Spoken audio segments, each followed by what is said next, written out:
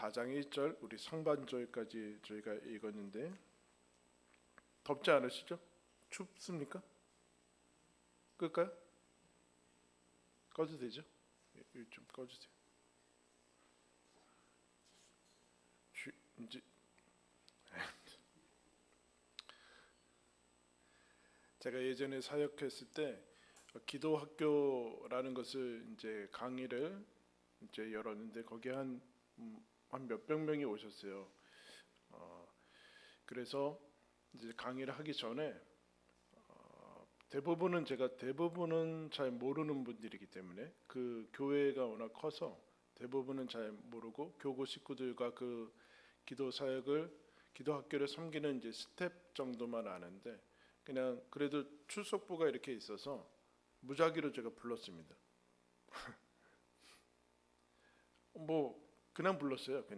그냥 부르고 뭐 그리고 이제 끝났는데 그 다음 주에 두 번째 강의를 하기 전에 우리 이제 그 스텝 되시는 분들이 목사님, 네, 그 요번에도 출석을 부르십니까?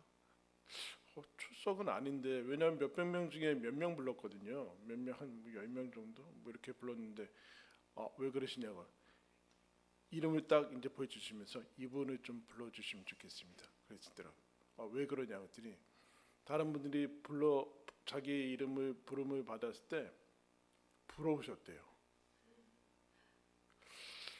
제가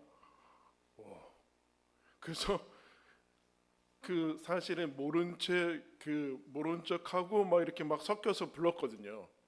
불렀으니까 이제 누가 얘기해서 부른 것이 아니라고 티가 나지 않아야 되니까. 근데 저는 그분을 모릅니다.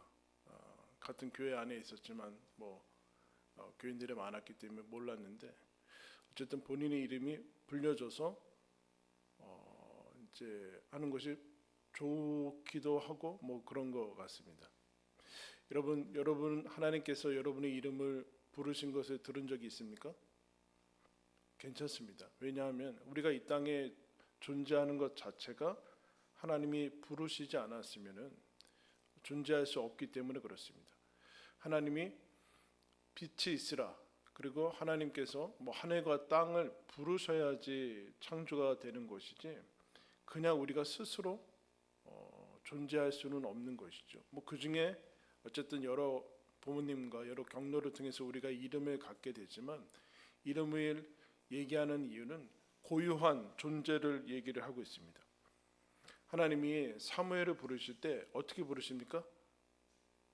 이름을 부르세요. 많이 여러 가지 있잖아요, 여러분. 직책도 있고 뭐 이름 떼고 부를 수도 있지만 굳이 응답할 때까지 몇 번에 걸쳐서 사무엘아 사무엘아 이렇게 부르십니다. 이게 부르심이죠. 이름을 부르시고 이제 부르심이라는 것부터 사무엘의 존재가 본격적으로 시작되는 것을 봅니다. 즉 그러면 하나님이 부르시고 콜링 하시면 우리는 듣죠. 그리고 들으면 안 되고 응답을 해야 됩니다. 그러니까 우리가 하나님의 부르심에 응답되어서 여기에 지금 탄생해서 자라나가고 있는데 이스라엘과 사무엘과 또 하나님께서 우리 인생 가운데 부르심을 시작을 하셔서 그 과정이 어떻게 되는가를 우리에게 짧은 말씀이지만 보여주고 있습니다. 19절 말씀을 보시면 사무엘이 자라매 하나님께서 그와 함께 계셔서 그의 말이 하나도 땅에 떨어지지 않게 하시니 거기 사무엘이 자라난다라고 얘기를 하고 있습니다. 여러분 다 어린 시절을 거쳐서 어른이 되시고 청년이 됐죠? 그 사이를 건너뛰어서 오는 사람은 없습니다. 그런데 우리는 워낙 당연한 것에 길들여져 있어서 이것이 하나님의 손길이라는 것을 자꾸 놓쳐요. 자랐다는 것은 시간을 지냈다는 것이고 곧 생명을 가지고 살았다는 것인데 그 생명 자체가 우리가 주관하기는 어려운 영역이죠. 그죠? 주관하기 어려운 영역이고 하나님께서 우리에게 인생 가운데 시간을 얼마나 허락하실지는 우리는 다 모릅니다. 그런데 어쨌든 그 시간 속에서 하나님이 생명을 주셔서 시간이 지나야지 자라죠. 즉 하나님이 거기에 개입을 하시고 함께 하신 것을 그 자체가 우리가 기억을 하고 있습니다. 그 인식을 해야 됩니다. 더 나아가서 이제 구체적으로 시간이 지났다는 것은 우리가 그 동안에 계속해서 양식을 먹고 보살핌을 받았다는 것을 의미하고 있습니다. 우리는 육신을 가지고 살아가기 때문에 양식을 먹어야 되고 잠을 자야 되고 아픔과 질병 속에서 그것을 치료하면서 그 과정을 겪어야지만 누구나 다 잘할 수 있습니다. 그냥 잘할 수는 없는 것이죠. 그냥 태어나면 저절로 잘한다, 그런 사람은 없지 않습니까? 이것이 무슨 뜻인가? 하나님이 함께 하셨다라는 그 증거 중에 이제 하나입니다. 그런데 하나님께서 이 사무엘을 어떻게 하시는가? 이스라엘에 본격적으로 나오기 전에 자라게 하세요. 이 시간이 필요하다는 것이죠.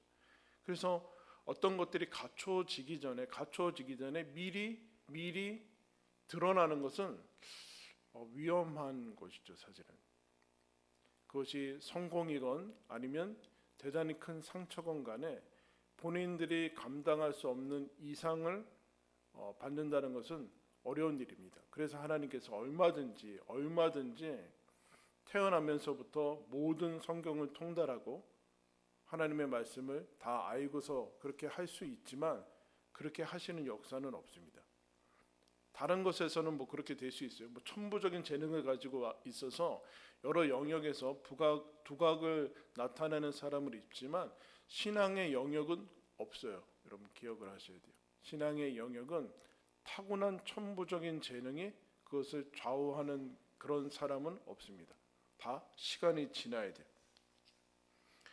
그래서 예수님의 가르쳐서도 이렇게 누가복음 2장 40절 주로 뭐 돌잔치나 아이들 얘기할 때 이렇게 얘기하는데 아기가 자라며 강하여지고 지혜가 충만하며 하나님의 은혜가 그의 위에 있더라.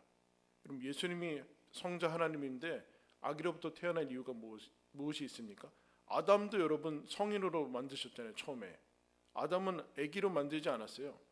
그럼 예수님도 그냥 전 나타나면 뭐 다 멋있을 것 같은데 그렇지 않고 아기로 태어나서 크고 자라고 지혜가 충만했다라고 얘기합니다. 여러분 예수님이 성자 하나님이니까 어릴 적에 나타난 그 기사는 서기관들 그 사람들의 율법사들과 함께 대단히 하나님 말씀 가지고 얘기를 했지만 어쨌든 간에 어릴 적에 모든 것을 다 막 얘기하고 그런 거는 아니라는 얘기예요. 하나님이 이사야 49장 2절에 보면 내 입을 날카로운 칼같이 만드시고 나를 그의 손 그늘에 숨기시며 나를 갈고 닦은 화살로 만드사 그의 화살통에 감추셨다. 그렇게 얘기하고 있어요. 이스라엘을 쓰기 위해서 하나님이 갈고 닦은 다음에 화살통에 감추시고 때가 됐을 때 하나님이 이스라엘을 드러내시는 것을 이제 얘기를 하고 있습니다. 그러면 우리가 이제 소명이라는 주제로 제가 지금 설교를 하고 있는데 소명의 핵심은 무슨 직업을 택한다든가 어떤 일을 내가 무엇을 해야 되는가라는 것이 이전에 자라나가야 되고 그것이 하나님과 함께 하시는 것의 증거라는 것을 알고 있어야 되고 즉 하나님이 우리를 부르신 이 땅에 보내신 목적 중에 가장 중요한 기초는 하나님이 나와 함께 하시는구나라는 것을 아는 게 첫 번째 목적입니다. 우리는 뭐 소명, 사명 그러면 자꾸 일과 과업과 어떤 행하는 성취해야 되는 미션으로 자꾸 인식이 되는데 그렇지 않고 하나님과 함께 하는 것이 첫 번째예요. 사실은 이게 안 돼서 여러분 에덴 동산 이후에 타락하고 이스라엘의 지금 문제는 하나님과 함께 하지 않는 것이 문제거든요. 제사를 지내지 않는다든가 어떤 일을 하지 않아서의 문제는 아니다라는. 그래서 예수님이 12제자를 부르실 때 마가복음 3장에 이렇게 기록합니다. 예수님이 원하는 자들을 부르시니 나아온지라. 뭐 부르시죠? 자 알다시피 여러분 베드로, 요한 나를 따르라 하니까 그들이 했던 직업들 어부, 그물, 아버지를 버리고 예수님을 따르는데 이렇게 얘기해요. 이에 12를 세우셨는데 이는 자기와 함께 있게 하시고 이게 첫 번째입니다. 그 다음에 보내사 전도로 하며 귀신을 내쫓는 권능을 가지게 하려 함이라. 첫 번째가 뭡니까? 예수님과 함께 하는 것이 첫 번째다. 이게 소명의 첫 번째의 모습이에요. 그런 다음에 사무엘을 보면은 하나님이 그와 함께 계셔서 자라게 하신 다음에 어떻게 하시는가? 사무엘의 말이 하나도 땅에 떨어지지 않게 하셨다라는 얘기는 이제 사무엘을 선지자로 쓰시기 위해서 그의 말이 이제 그의 말을 확증하시는 것을 보죠. 여러분, 거짓 선지자와 구약에 있어서 거짓 선지자와 진짜 선지자는 구분이 잘 되지 않았습니다. 왜냐하면 이게 실제로 시간이 지나야지 그것이 이루어지면은 거짓 선지자가 아니고, 안 이루어지면 거짓 선지자인데, 이 사람들이 뒤에까지 이거를 확증을 잘 하지 않아. 뒤에 가면 또 말을 바꾸기 때문에 거짓 선지자들이.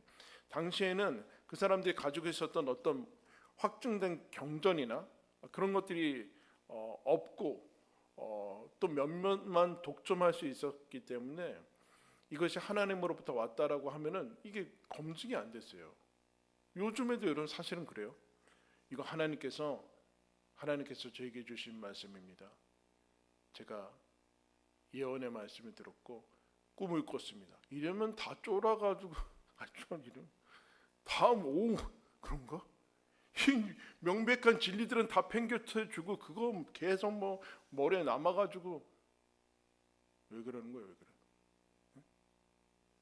그런 거 아니라는. 근데 이 당시에는 그래서 당시에는 하나님의 말씀이 거의 들리지 않는 상태인데 사무엘의 말을 통해서 하나님이 말씀하신 것은 성취하시고 확증을 하셨다라고 얘기합니다. 그러면서 사무엘이 내적인 부르심, 하나님과 함께하는 이 부르심을 자라나가는 것을 보게. 그럼 어떻게 하시는가? 21절에 우리 다 같이 한번 읽겠습니다. 시작. 여호와께서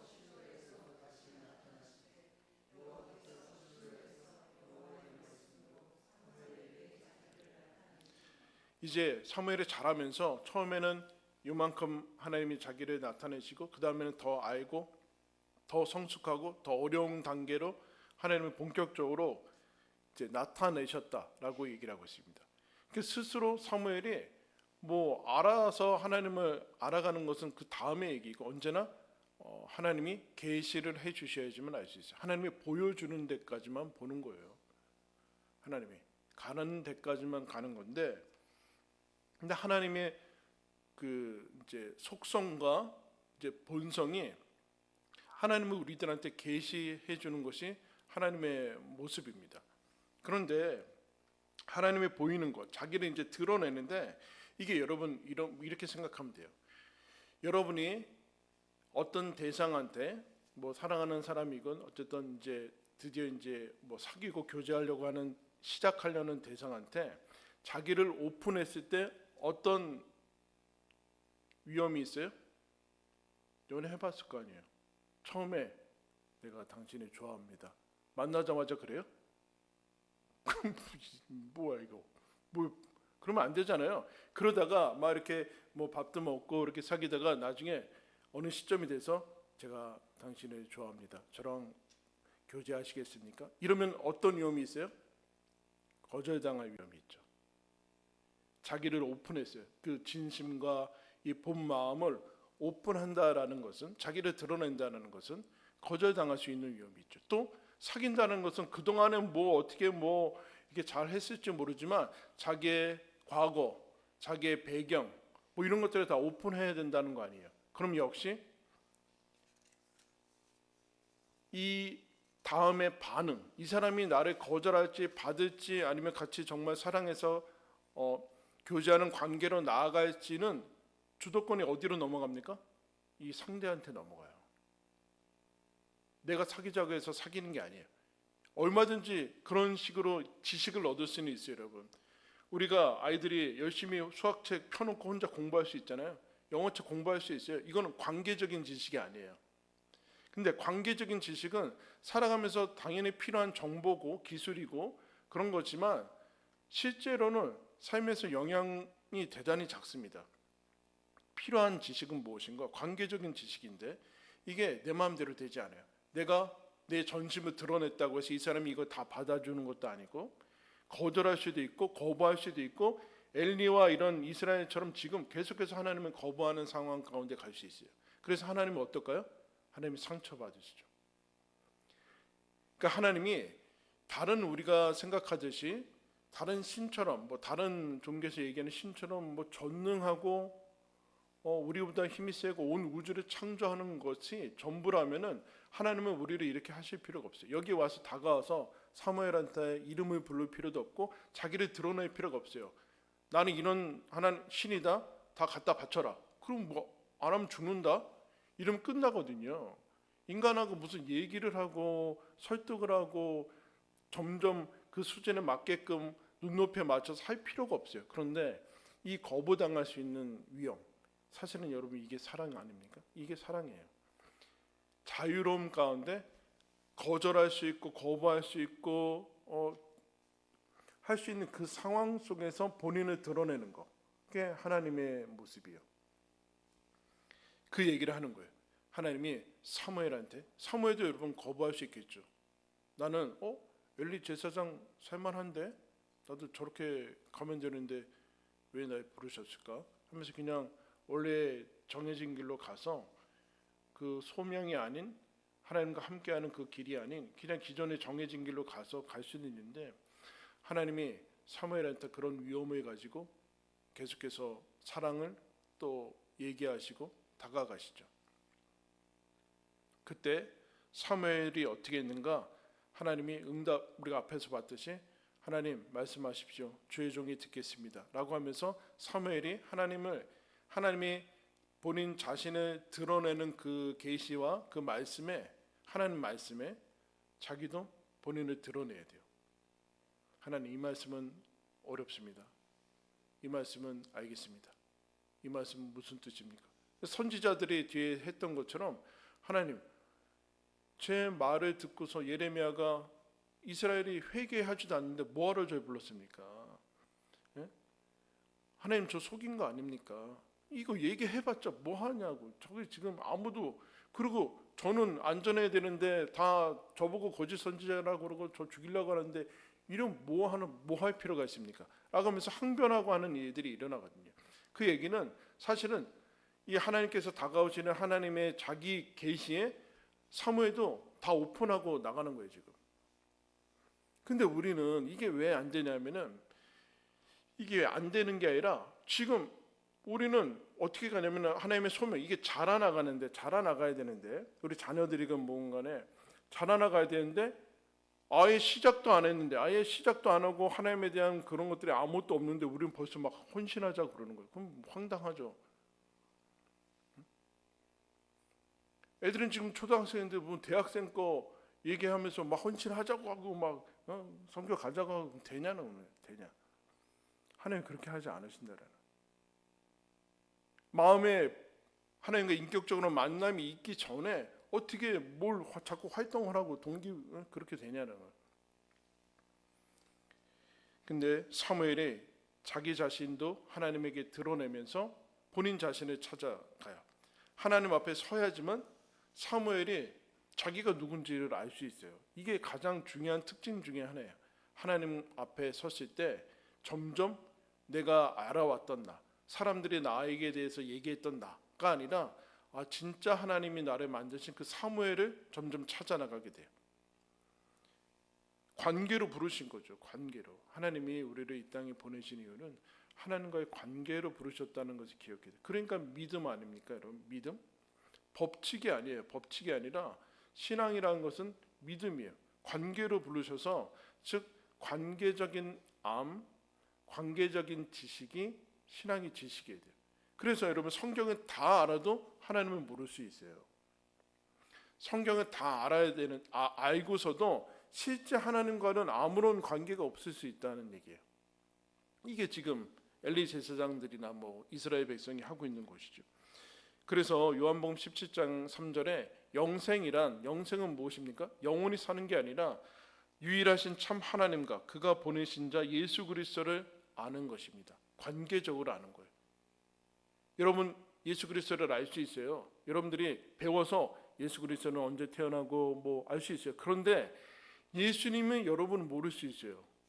그게 마태복음에 나오잖아요. 주여 제가 선지자 노릇을 하고 많은 귀신을 쫓아내고 많은 일을 했습니다. 나는 너희를 모른다. 무슨 얘기예요? 자기가 알려지지 않았다는 얘기예요. 본인이 예수님을 안다고 하는데 사실 이 예수님이 모른다는 뜻은 본인이 내가 예수님에게 알려지지 않았다는 뜻이에요. 우리 일찍 끝날 줄 알았는데 약간 지금 멍하신 것 같아요. 지금 무슨 얘기예요? 여러분 그 부부를 생각하면 돼요. 남편이 여러분을 알죠? 몰라요? 집에 가면 아주머니 막 그러세요? 알죠? 근데 여러분은 남편을 알죠? 한쪽만 알아요? 저번에 얘기했어요. 제가 여러분 좋아하는 연예인 누구냐고? BTS입니다. 좋아. BTS가 여러분 알아요? 이거는 관계적인 지식이 아니에요. 우리 삶에 아무런 사실은 의미가 없어요. 의미가 없다는 건 그냥 취미나 그런 건 되는데 우리 소명은 아니다는 얘기예요. 이 관계적인 지식으로 우리를 부르신, 즉 하나님이, 예수님이 나를 아는 것을 아는 게 영생인 거예요. 나 예수님 알아. 그게 아니라 예수님이 나를 아시네. 그 많은 사람 중에 내 이름을 부르시고 나를 아신다는 게 영광으로 다가와야 돼요. 내가 예수님을 안다, 나 예수님 어느 정도 알아 라는 것은 힘이 되지 않고 내가 믿는 예수님이 나를 아시네, 그리고 그분이 나를 사랑하네, 사랑하는 것을 아는 것을, 그래서 우리도 예수님을 사랑하게 되는 것이, 이 응답적인 관계적인 것이 소명의 핵심이에요. 세례 요한이라는 사람이 예수님 전에 선발대로 부름을 받아서 한 6개월 전에 태어납니다. 근데 세례 요한도 예수님처럼 이렇게 얘기를 해요. 아이가 자라며 심령이 강하여지며 이스라엘에게 나타나는 날까지 빈들에 있느니라. 바로 나오자마자 바로 태어나면 되잖아요. 막 시작하면 되잖아요. 그런데 하나님이 이 아기가 이스라엘 역사 가운데 본격적으로 드러나기 전에 자라야 된대요.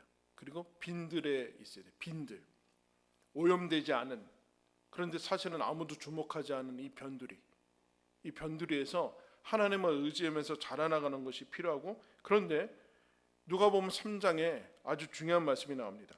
디베로 황제가, 로마 황제죠, 통치한 지 15년 본디오 빌라도가 유대 총독으로, 헤롯이 갈릴리의 분봉왕으로, 그 동생 빌립이 이두레와 드라고니 지방의 분봉왕으로, 루사니아가 아벨레네의 분봉왕으로, 안나스와 가야바가 대제사장으로 있을 때, 지금 다 나왔어요. 높은 사람들, 황제, 그리고 로마가 유대 다스리기 위해서 보낸 총독, 그리고 유대에서 세운 헤롯 왕, 그리고 지역별로 나눈 이 분봉 왕들, 그리고 이스라엘 유대교를 지금 이제 다스리고 있는 대제사장들이 있을 때 하나님의 말씀이 빈들의 사가랴의 아들 요한에게 임한지라.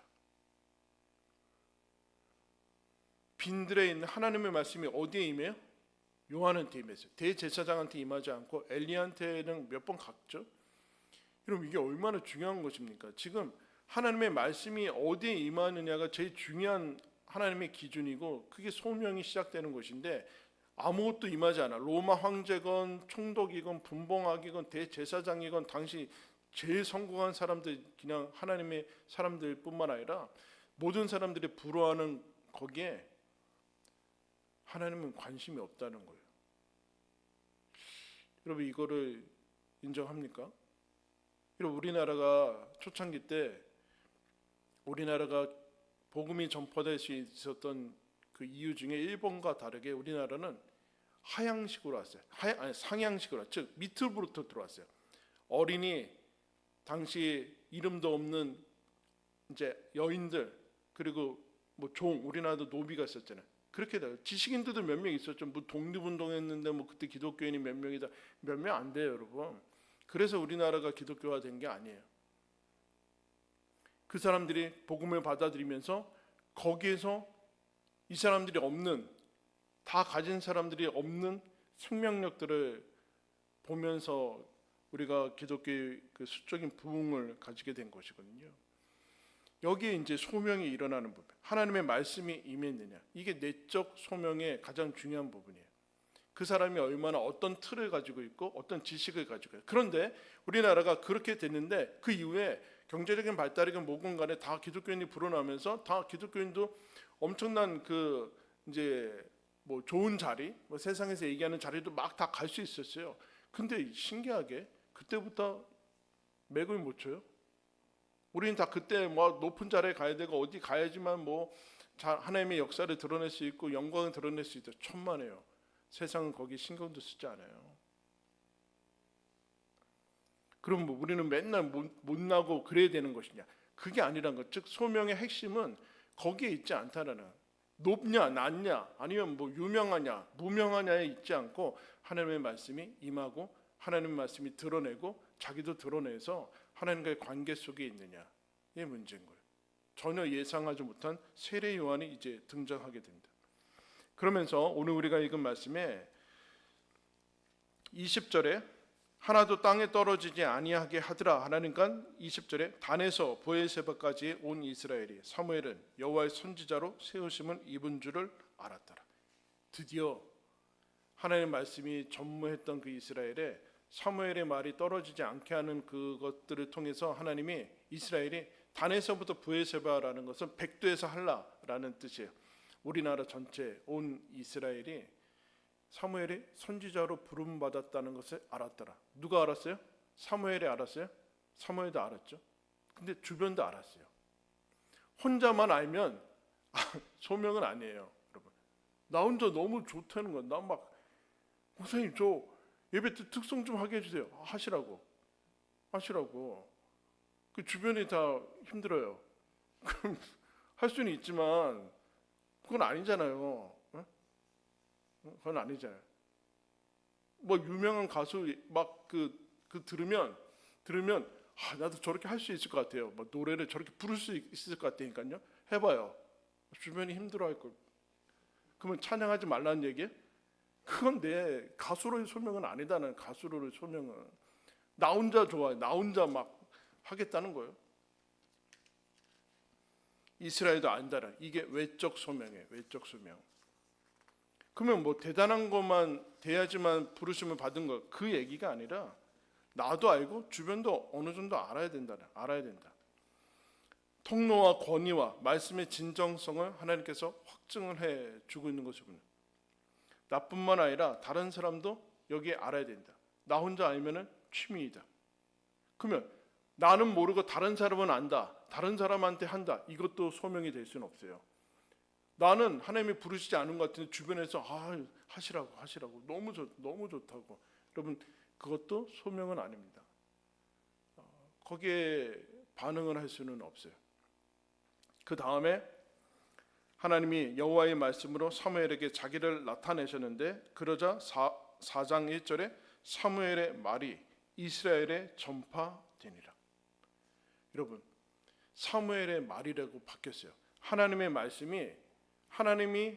말씀으로 사무엘에게 자기를 나타내셨는데 그 다음에 사무엘의 말이 여호와 이스라엘에게 전파됐다고 얘기하고 있습니다. 하나님의 말씀이 전파된 거죠. 그런데 사무엘의 말이라고 얘기하고 있어요. 그럼 우리는 가끔 뭐 매체나 이런 데서 보면은 뭐 여러 가지 종교적인 의식이나 아니면 뭐 여러 가지 그런 모습을 보면서 어떤 사람이 뭐 귀신이 들렸든지 아니면 뭐 빙의를 했든지 자기가 갑자기 다른 사람 목소리를 낸다던가 어린아이가 어른 목소리를 내고 아니면 그 사람 죽은 망자의 목소리를 바꿔서 내면서 막 얘기하고 하는 것을 가끔 봅니다. 텔레비전에서. 여러분 하나님이 그렇게 하지 않으세요? 하나님이 나타나셔가지고 하나님의 말씀을 전할 때 사무엘의 말은 없어지고 갑자기 얘가 눈이 막 돌던가 아니면 막 그래서 갑자기 목소리가 바뀌면서 하나님의 말씀이다 똑바로 들어 이렇게 하지 않는다는 얘기예요. 왜 그래요? 어린이가 아니면 다른 사람이 음성이 된다든가 억양이 된다든가 톤이 바뀐다든가 그런 식으로 하지 않는다는. 하나님의 말씀이 사무엘에게 임했어요. 너 이거 가서 전해라. 그러면 어떻게 해야 돼요? 사무엘의 말로 전해야 돼요. 사무엘의 억양과 단어와 사투리면 사투리로 이렇게 간다니까요. 우리는 이거를 기억을 잘 해야 돼요. 그리고 하나님의 말씀을 전한다는 것은 아무런 감정도, 내가 어차피 하나님의 말씀을 전하는 거니까 대변인이나 마찬가지니까 아무 감정도 없고 그냥 앵무새처럼 그냥 떠박떠박 읽기만 하면 된다라고 생각하는데 그건 하나님의 말씀이 아닙니다. 그러니까 AI는 하나님의 말씀이 될 수 없어요. 얼마든지 좋은 정보를 가질 수는 있어요, 여러분. 근데 여러분, 요새 좋은 정보가 없어서 문제예요. 하나님의 뜻을 어떻게 하면 발견할 수 있습니까? 쫙 치면 이만큼 나와요, 여러분. 기도를 어떻게 하면 됩니까? 바로 정리된다니까요. 문제는 기도를 안 해요. 그리고 기도하고 들어가면 여긴 어둠컴컴한 정글 같아. 내 내면으로 들어가면 이거 어디서부터 시작해야 되고 어떻게 빠져나와야 되고 잡생각이 들어오고 지루하고 그럴 때는 어떻게 나가야 되는가는 자기 내면 안에서 실제로 해봐야 되는 거예요. 그러니까 그런 것은 필요하지만 그거는 아무것도 아니에요, 여러분. 그런 게 중요한 게 아니라 하나님의 말씀을 전할 때 갑자기 다른 사람이 된다던가 그렇지 않고 아니면 로봇처럼 전하는 것이 아니라 하나님의 마음을 알아서 사무엘이 감정과 정서가 들어가는 그 다른 말로 파토스라고 하는데 이거 그게 들어가면서 사무엘의 말로 변하는 것이 아니라 거기에 사무엘을 통과해서 나가야지만 하나님의 말씀이 되는 거예요. 이게 무슨 뜻일까요, 여러분? 이런 얘기예요. 하나님의 말씀이 이 성경이나 예수 그리스도의 행적과 그분의 성품 그리고 지금 선포되는 이 말씀이 제가 여러분에게 드리는 여러분의 이 하나님께서 주시는 메시지 교회를 통해서 주시는 그 말씀은 여러분이 듣고 여러분이 소화를 해야 돼요. 자라야 돼요. 밥을 먹는 거 아니야. 자란다는 것은 밥을 먹었다는 거 아니야. 자라서 소화시키고 흡수해서 여러분 말로 나가야 돼요. 여러분 말이 돼야 돼요. 자, 여러분 지금 제가 설교한 지 몇십 분 지났죠? 들었잖아요. 처음부터 똑같이 할 수 있어요? 왜 못해요? 들었잖아요. 왜 못하는 거예요 도대체? 왜 못해요? 근데 여러분은 소화를 하고 있어요. 나름대로 소화를 해서 그를 자기 것으로 만들어서 그렇게 가야 돼요. 이 얘기하는 거예요. 하나님의 말씀이 사무엘의 말이 되는 수준으로 가야 되는 거예요. 그게 소명인 거예요. 하나님의 말씀이 사무엘이 그냥 하는 말도 하나님의 말씀으로 되는 수준까지 하나님 계속 우리를 초청하세요. 여러분 어떤 게 하나님의 일입니까? 뭐가 하나님의 일이에요? 예전에 카톨릭은 지금 성례 무슨 말씀 이것만 하나님의 일이라고 그랬고 나머지는 다 세속적인 거고 제가 일주일 동안 또 세상에 헛된 일을 하고 왔습니다. 그렇게 했거든요. 그러다가 종교개혁이 일어나면서 모든 직업, 보케이션, 콜링은 다 하나님께서 주시는 하나님의 일이다. 이게 동급으로 갔어요. 이 사제들이나 뭐 하는 일이 맞죠? 그런데 여러분 동시에 어떤 위험이 있는가? 이 하나님과의 관계 속에 있는 것 말고도 그걸 너무 높이는 위험도 있었어요. 그럼 이게 가치의 차이가 나는가? 그게 아니라 아무거나 다 해도 막 아무렇게나 해도 하나님의 일이다라고 하기 시작했어요. 그렇지 않죠. 내용이 채워져야 돼요. 내용이 하나님이 나랑 함께 하시고 하나님이 나에게 어떻게 일하라고 하시는지 어떻게 직장생활을 하라고 하시는지 직장에서 나가고 여러분들 각각의 일을 하지 않습니까? 거기엔 거룩함이 없어 보여요. 그런데 그렇지 않고 그 일을 할 때 성실하게 하고 하나님 바라보면서 혹 비리가 있으면 거기서 거절하고 아내와 남편으로서 거기서 만나게 된 그 상황에서 하나님이 여러분 불신자들도 아내와 남편으로 삽니다. 근데 우리는 어떻게 달라야 돼요? 거기서 기도를 해야 되고 맨날 그래야 된다는 얘기입니까? 그렇지 않고 내용이 달라야 되는 거죠. 내용이 내 일이 내가 하는 것이 하나님이 하시는 것처럼 하나님이 하시는 것처럼 설거지를 하고 예수님이 설거지하면 어떻게 할까요? 트리오 담가놓고 그다음에 확 널어요? 어떻게 해요? 예수님은 어떻게 할 것 같아요? 감사하면서 하시겠죠. 감사하면서 이렇게 해서 그 부분들을 내 존재가 하나님이 함께 하시는 존재구나 라는 것을 알아차리는 지점이 하나님과 내가 만나고 내가 지금 사무엘이 이스라엘하고 만나고 있어요. 하나님하고 만나는 지점이 소명이 일어나는 출발점이라면 그것은 동시에 내가 이스라엘과 내가 옆 사람과 내가 가정과 내가 남편과 내가 사회와 만나는 그 지점이라는 거. 거기에서 소명이 일어난다. 소명이 일어난다. 그 다음에 사무엘이 여러분 태어나죠. 사무엘은 한나가 아주 개인적인 탄식과 이 울부짖음과 상처 입은 거기에서 사무엘을 난 거 아니에요. 그런데 그 자체가 이스라엘의 역사의 가장 중요한 시점이 됩니다. 한나가 알았을까요? 몰랐어요. 그러면 중요한 역사가 돼야지만 중요하다는 얘기가 아니라 이 모든 것은 내가 하나님을 만난 것은 그것 자체로 개인과 나라와 그 주변의 모든 그 변화를 일으키기에 충분한 하나님의 조건으로 사용하신다는 어디서요? 만나는 자리에서. 그래서 예수님이 그 요한복음 4장에 가면 사마리아 여인 우물가에서 사마리아 여인을 만납니다. 그죠? 그때 사마리아 여인이 놀래요. 뭐라고 그래요? 당신은 유대인이고 남자인데 어떻게 사마리아인 여자한테 말을 겁니까? 이렇게 얘기해요. 왜요?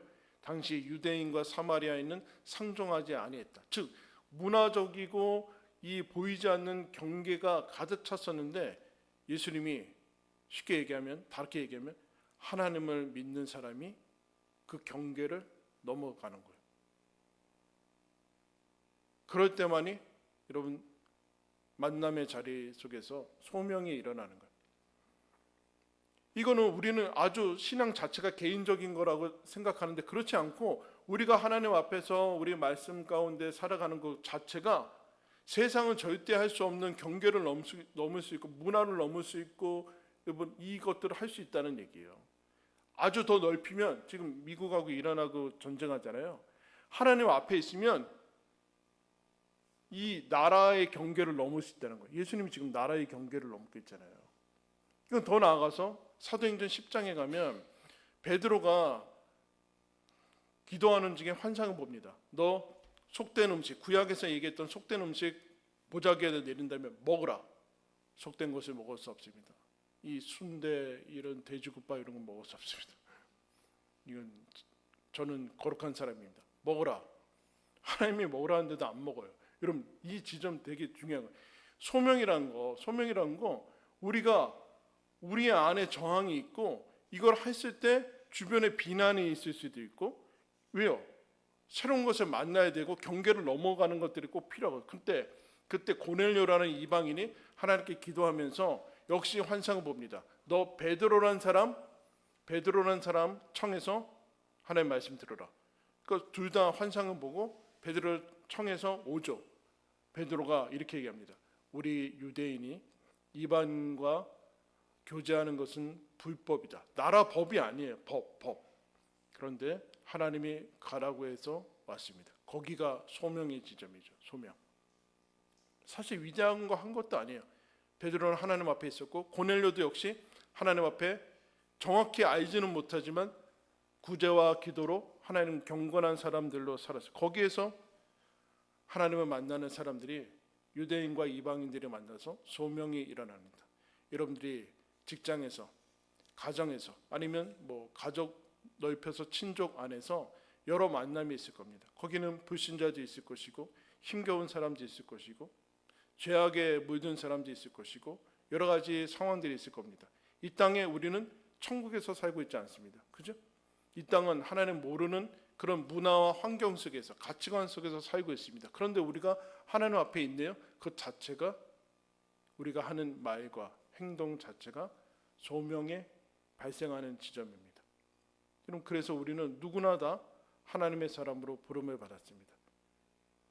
덜 중요한 것 그런 사람은 없고 다 하나님 앞에서 각각의 자리에서 여러분 한나가 위대한 일을 했어요? 제일 위대한 일 한 거 아니에요? 아이를 낳았네요. 기도하면서 그걸 하나님께 드렸어요. 사무엘은 그 당시 하나님의 말씀을 듣고 그냥 전하고 자라나갔어요. 거기가 하나님이 역사하시는 자리예요. 그래서 여러분이 내가 하나님이 함께하는 사람이다. 어디에 있든지 간에. 그리고 내가 하나님이 사랑하는 사람이다 라는 것을 믿고서 하루하루를 살 때 우리는 모르지만 하나님이 일하시고 역사하실 것입니다. 믿으시길 바랍니다. 기도하겠습니다.